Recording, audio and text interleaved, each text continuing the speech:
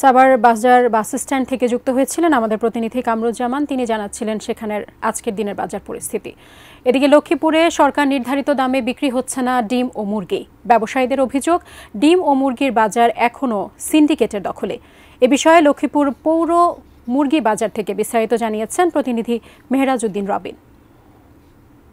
গত দুদিন আগে সরকার পোল্ট্রি এবং ডিমের উৎপাদন, পাইকারি এবং খুচরা দাম কিন্তু তারা নির্ধারণ করেছে। কৃষি বিপণন অধিদপ্তর, প্রাণী অধিদপ্তর, পোল্ট্রি সংশ্লিষ্ট বিভিন্ন প্রতিষ্ঠান বা নেতা এবং তাদের একত্রিত করে কিন্তু একটি জয়েন্ট গ্রুপ গঠন করা হয়েছে এবং তাদের মতামতের ভিত্তিতে কিন্তু কৃষি বিপণন অধিদপ্তর এই দামটি নির্ধারণ করেছে, যেখানে ডিমের খুচরা মূল্য 11 টাকা 87 পয়সা, প্রায় 12 টাকা, এবং ব্রয়লার মুরগির দাম নির্ধারণ করা হয়েছে 179 টাকা 75 পয়সা, প্রায় 180 টাকা, এবং সোনালী মুরগির দাম কিন্তু নির্ধারণ করা হয়েছে 270 টাকা থেকে। এখন আমি যে বাজারটিতে রয়েছে সেখানে আমি কয়েকটি দোকান ঘুরে ঘুরে দেখেছি। তারা যেটি বলেছেন যে সরকার নির্ধারিত মূল্যের তালিকা কিন্তু তাদের কাছে এখনো পর্যন্ত পৌঁছায়নি। তারা সেই আগের রেটেই কিন্তু তাদের মুরগি এবং ডিম বিক্রি করছেন। এছাড়া আমি ডিম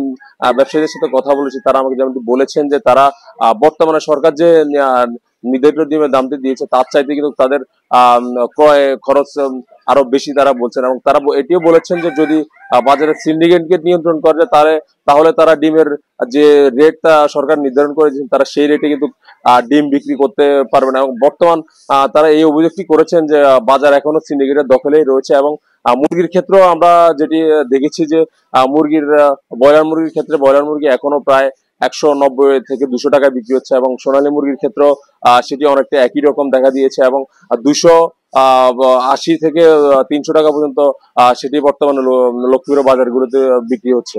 লক্ষ্মীপুর থেকে এ ছিল আমার কাছে সর্বশেষ।